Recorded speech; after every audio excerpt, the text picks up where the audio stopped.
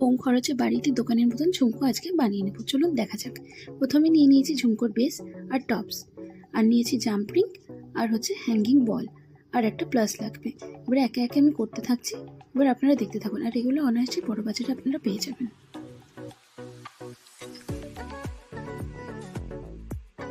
যারা আমাকে ইনস্টাগ্রামে ফলো করতে চান তাদের জন্য আমি ডিসক্রিপশন বক্সে লিঙ্ক দিয়ে দিচ্ছি, আপনারা সেখান থেকে আমাকে ফলো করতে পারেন এবং কোনো কিছু দরকার হলে আমাকে অর্ডারও করতে পারেন। তো চলুন একে একে আমরা এটাকে রেডি করে নিই।